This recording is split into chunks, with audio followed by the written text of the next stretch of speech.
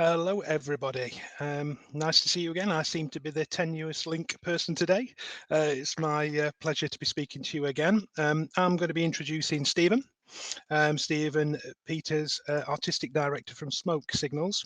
I met Stephen at the Civic Reception and at other different events, and just by way of a tenuous link, something that I was really pleased to see and proud of when our colleagues were over from the other side of the Atlantic, was how we were able to sort of get the young people engaged with the project. And one thing I wanted to mention earlier, but it slipped my mind, was on the video how many young people were there and engaging in the project, and how they were just utterly engaged in the discussion. So it's a piece of history that's passed me by for 51 years being a Bassetlaw resident. So I'm pleased to see it now, but I'm even more pleased to see the young people engaged in it. And I know I've had conversations with Stephen about sort of linking in our youth council with the Wampog Nation. So I'm really pleased to do that. So without further ado, I'd very much like to introduce Stephen to you and his presentation. So take it away, Stephen. Thank you very much. Oh, thank you. Yeah, we had a fabulous time visiting Bassetlaw. Lots of great memories, lots of good friends that we made, and certainly hope to visit again as well. I think one of the biggest things that we went into this with was um, wanting to get a better understanding of the history, both from the UK perspective, and then to also be able to present the history from an Indigenous perspective as well. We felt like there was maybe a lot of room for an opportunity for growth there. And we also wanted to have a little bit of fun with it too. And that's one of the reasons why when we came over, we wanted to stay with host families, is so that we could learn from them as well. But we also like to have a little bit of fun. So I'm going to start with just one very short little video, because this was done. These videos were done to have a little bit of fun with history and with the goals that we were going into with projects like this as well. And let me just go ahead and pull this up real quick for you.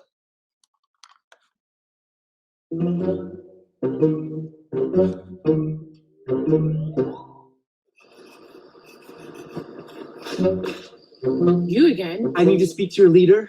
I'm the leader. But you're a girl. Dude, that is so wrong. I know. We need to talk.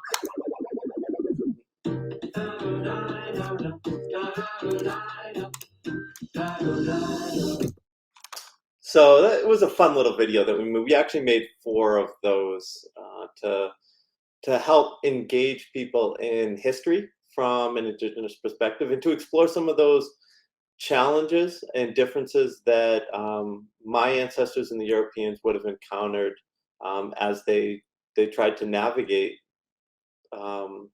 colonization here. So we had this connection with Bassetlaw and where the Pilgrims had come from. It was a connection that was actually made by Dr. Widener, who is at the Pilgrim Monument and Provincetown Museum here on Cape Cod, close to where I'm at now, and Sandra Worthington. And they both wanted to be able to start to tell history in a far more inclusive way. And so there was an immediate connection that was there. And we were already working with Dr. Widener as well.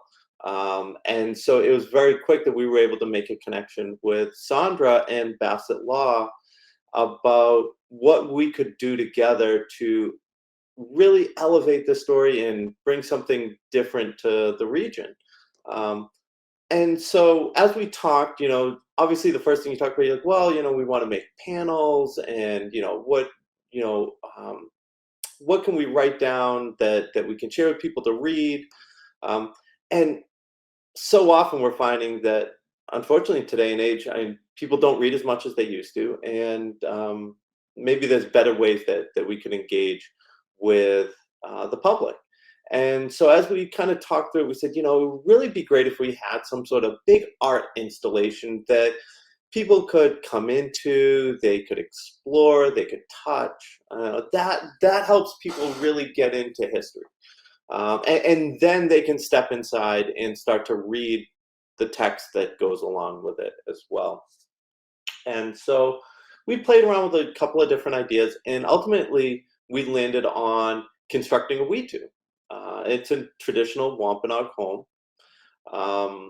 And we thought that it would really be the best way to kind of explore that colonization. One, kind of a play on the colonizers coming here and building their homes. And now all of a sudden we're coming back over 400 years later and building one of our traditional homes. I wouldn't say that we were necessarily colonizing Basset Law, but we certainly made our presence known while we were there. And we built a home there. That was, I think, the best way that we could come up with to get people excited about what was happening, and the history, and a history that's not always easy to tell.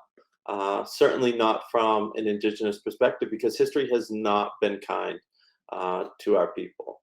What happened both prior to the Pilgrims' arrival and then afterwards as well was nothing short of genocide. There was cultural genocide, there was war, and that continues to have an impact on our people today. I'm here today in Mashpee, and I am Mashpee Wampanoag as well. So this is the home that my ancestors have lived on for over 12,000 years. But we still feel the impact of what happened 400 years ago.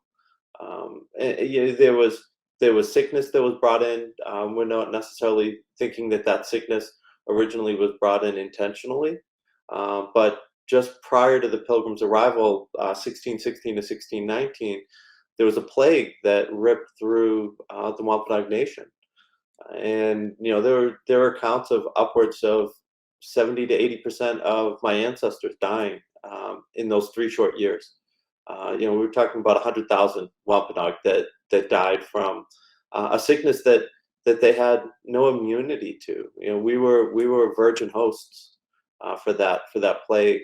It was something that most likely the Europeans had built up immunity towards.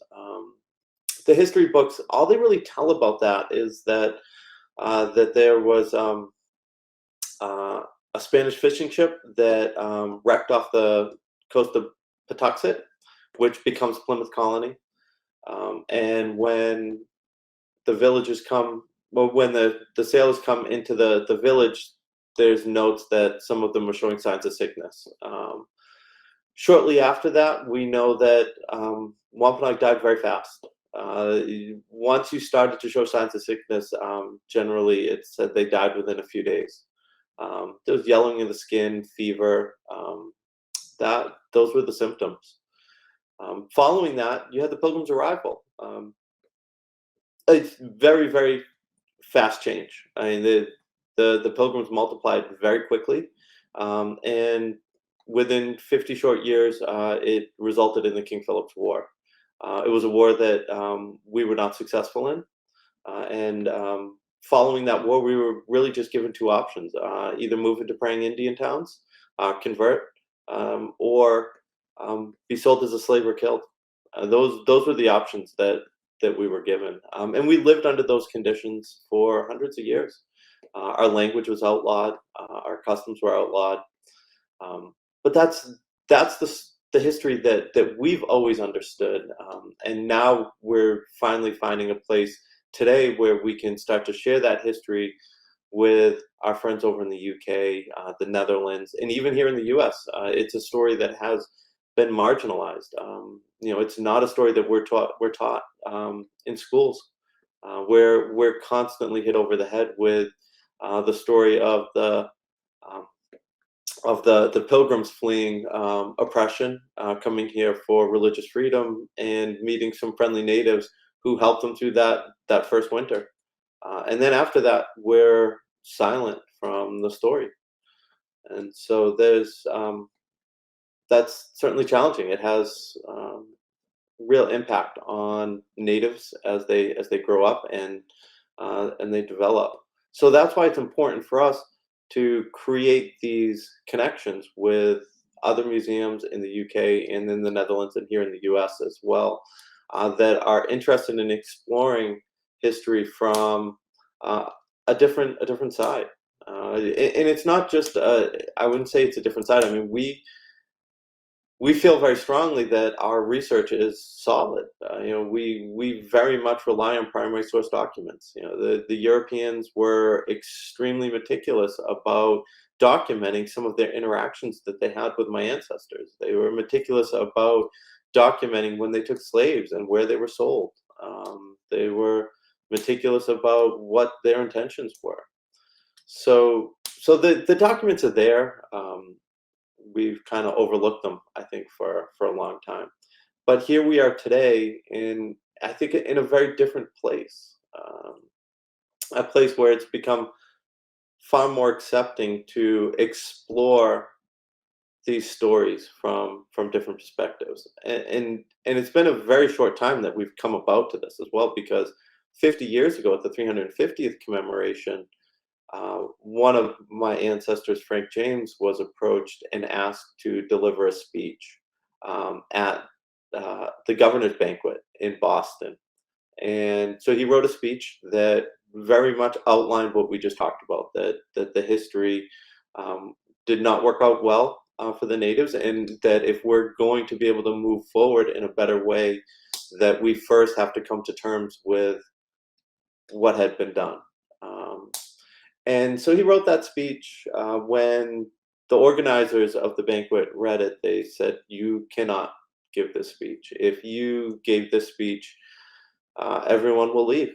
It doesn't align with the narrative that they had created for the 350th commemoration of the Mayflower crossing." And so they asked him to censor his speech. He said no, he wouldn't. And so what came out of that was the National Day of Mourning. That continues to this day. Every morning on Thanksgiving, Native Americans gather on the top of Coles Hill that overlooks Plymouth Rock, and they give that speech. And then we also talk about the other injustices that continue to go on today as well.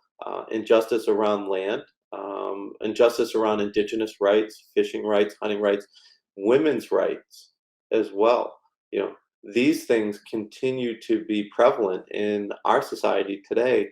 And that's one of the big reasons that the National Day of Mourning, I think, continues every single year. So we've made strides over these 50 years, but we still have these issues around just common human rights.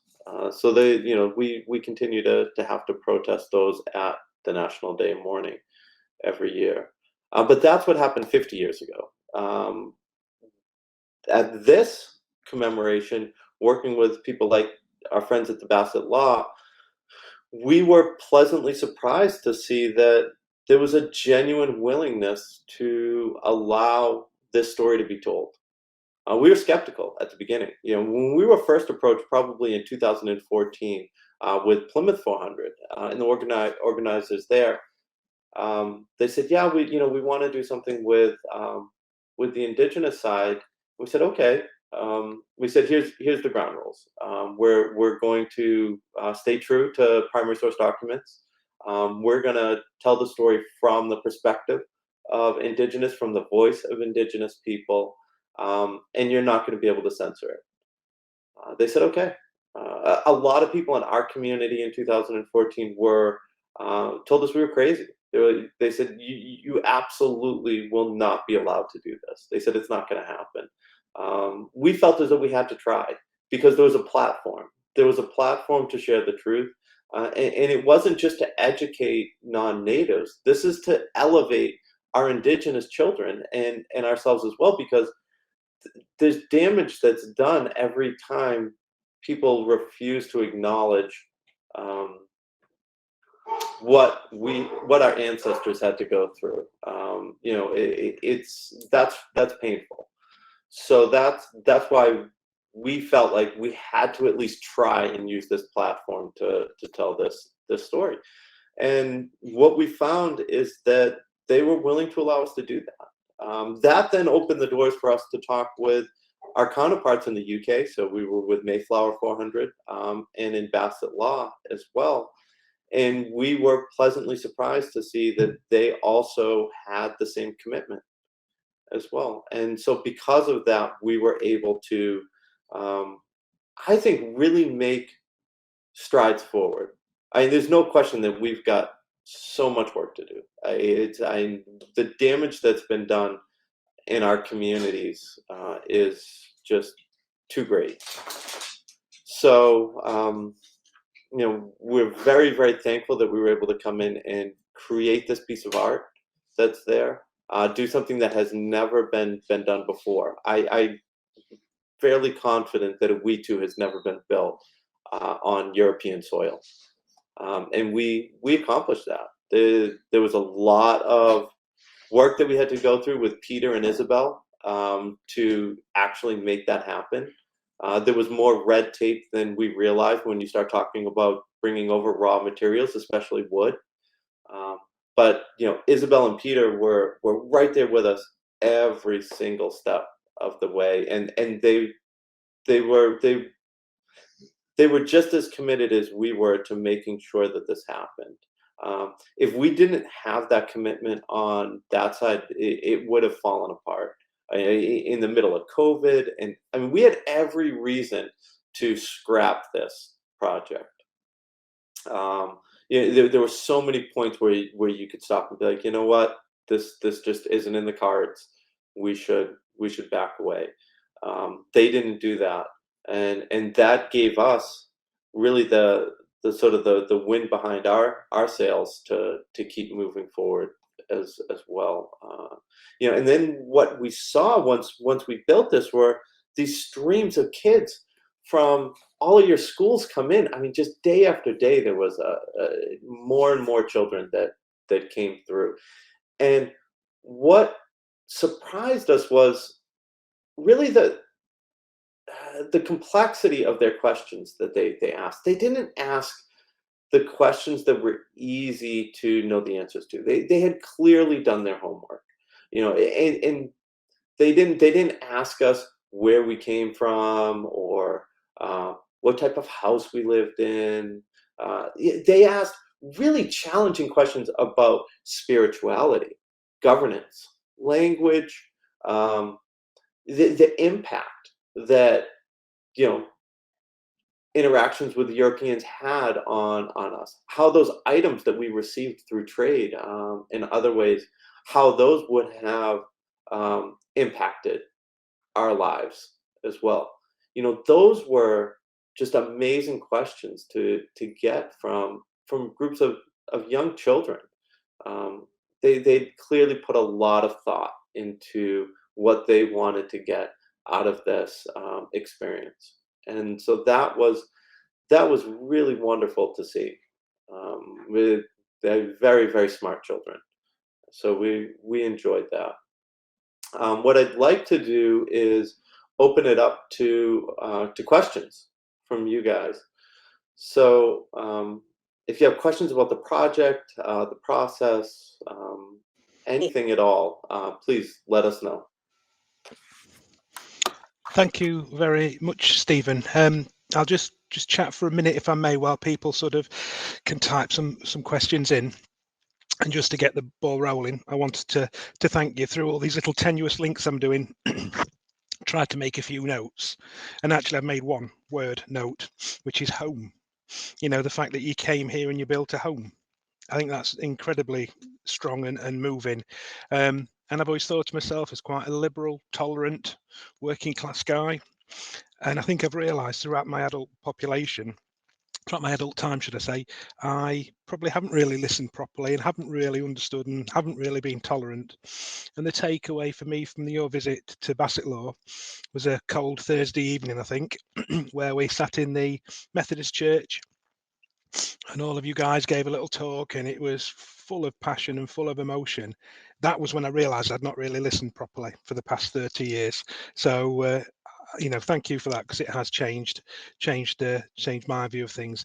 And also, just to back up, the impact that it's had on our young people as well. I don't know if you can recall, Stephen, that I sort of thrust Holly in front of you one night at the civic reception, who's our youth mayor, first youth mayor we've had at Bassetlaw. And I know since then she's talked regularly at our youth council meetings about you and about our friends from the other side of the Atlantic. And I know they're keen to take this discussion forward. So thank you again on behalf of everybody. I'll just click on chat. I don't know if you can see them, Peter. I can see them. Are you happy to just pick them up as they come Sure, through? And why not? Let's see here. So I think Liz. Okay, so Jenny King. Any chance of making links with needlecraft/stitching Indigenous people? I'm not sure exactly if I understand that. Pilgrim embroiderer. So she's an embroiderer. Yeah, I mean, there's no question that the weaving is a huge part of our culture. I don't know it very much. I don't know how to weave, so I probably wouldn't be the best person to answer that question. Oh, there's my dog Cypress. That's a part of the whole COVID thing now is, I think we've all gotten used to seeing everybody's animals, as well as kids. We're very fortunate right now that both of our kids are at school. Yesterday was the first day that our youngest was able to go back to school after having to take 5 days off, which is, that in and of itself is really ironic. That, I mean, here we were just talking about a plague that ripped through our people a little over 400 years ago, and then we're here going through it again. Let's see, Elijah. So Elijah says, I'd be interested to hear what you feel the next steps are for the relationship with Bassetlaw and the Wampanoag, if there are any. Yeah, I think there is a lot of opportunities that we've seen there, both in the development of future exhibits that can be brought in and start to explore other topics. I mean, we've basically we tackled the most pressing need, which was to dispel a lot of the inaccuracies around the Pilgrim's voyage and the Pilgrim's arrival, and what happened both just before they arrived and what happened after as well, because that is the biggest misconception that's taught in the schools, in media. We see it in television, we see it in movies. It's constantly reinforcing this false narrative about what occurred. So we had to tackle that. That was really big, and it was important, and it's a difficult story to tell, that, as I mentioned before. I feel like now that we've started to tackle that, it opens up the door for us to explore some other items that may not be quite as heavy, but just as fascinating. And they may be more heavy too, because, I mean, there was a lot that we didn't touch on the King Philip's War as well. And, there's a lot that hasn't been touched on religion, but there's a lot that sort of we can open up to now, and we can look at, okay, what else do we want to explore around, the impact and making those connections to where we are today.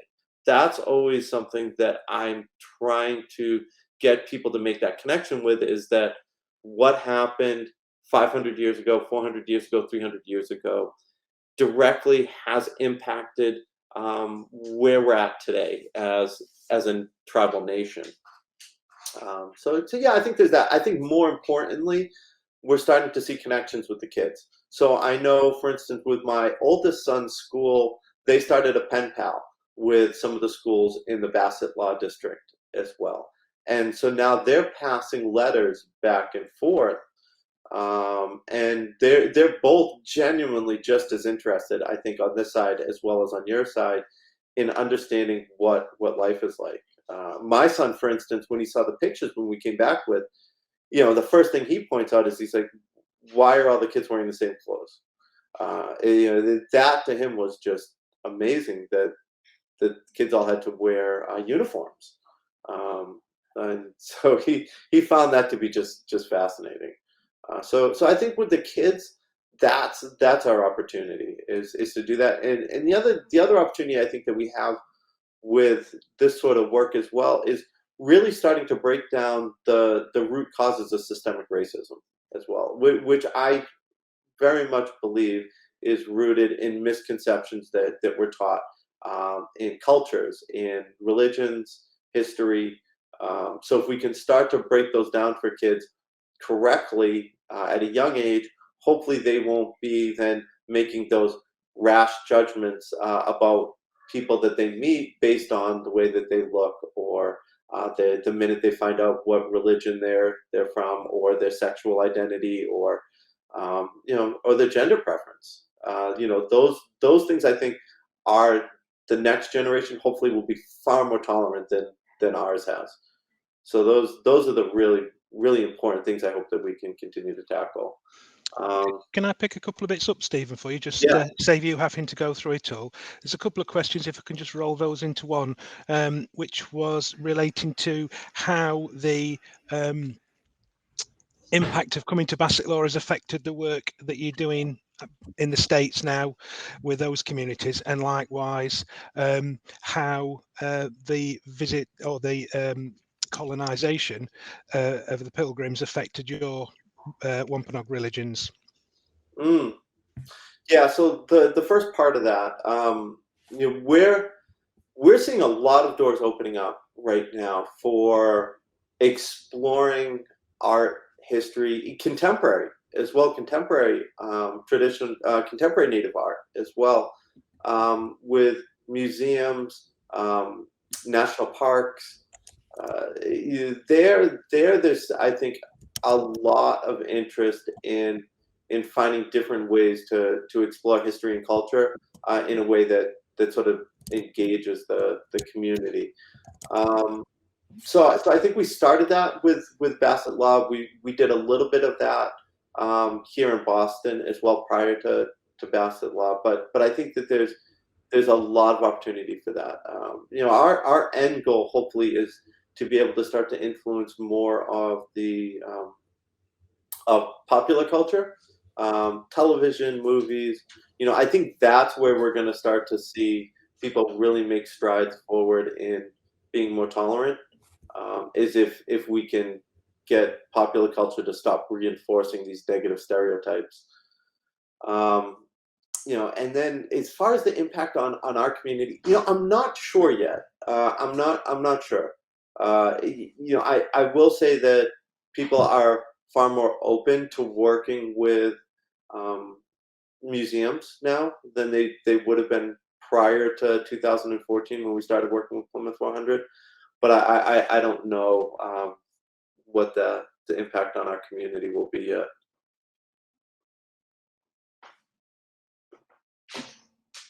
An interesting comment about your cute dog.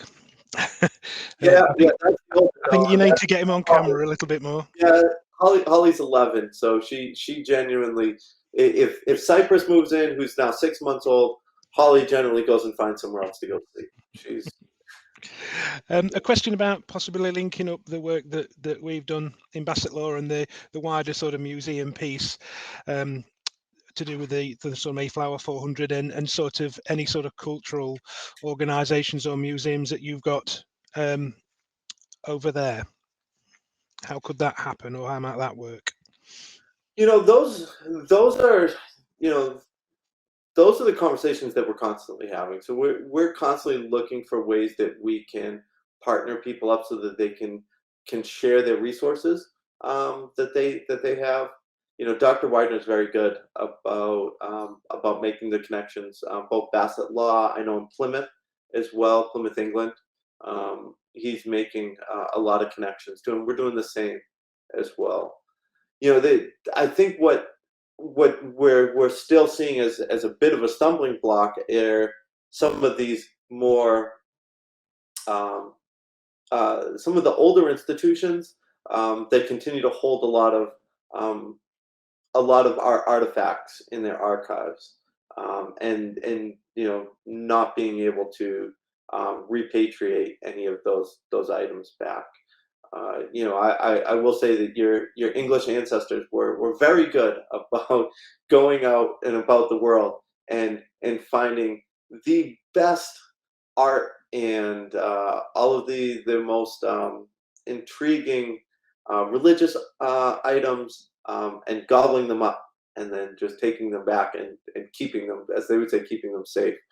Yeah, and then not giving them back. So that's still a stumbling block that we have with making connections with some of the museums, but we'll keep pushing that envelope until we're able to bring some of these items home, and that will be, I think, a real olive branch that starts to make more connections.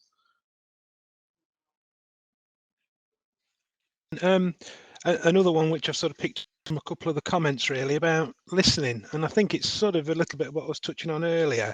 Were you surprised how open the people were of Bassett Law and the other people that visited the exhibition and the project about willingness to learn and willingness to reflect? Or do you think there's still some way to go? Because listening is one thing, I guess. Doing something and acting is another, isn't it? It is. No, I will say that I think myself, Troy, Hartman, Mark, were surprised at how open your community is as a whole. I mean, obviously, there's individuals within any community that are going to hold down, but we found those individuals to really be outliers. They were not. That was not what we saw. What we saw was a community that genuinely was interested in who we were, in our history, our culture, and understanding the impact that colonization had on it.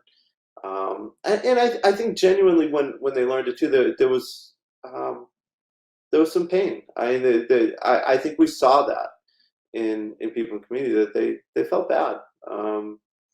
You know, now the question is how we continue to just keep moving forward. But no, we were genuinely surprised. We weren't sure exactly what we were walking into.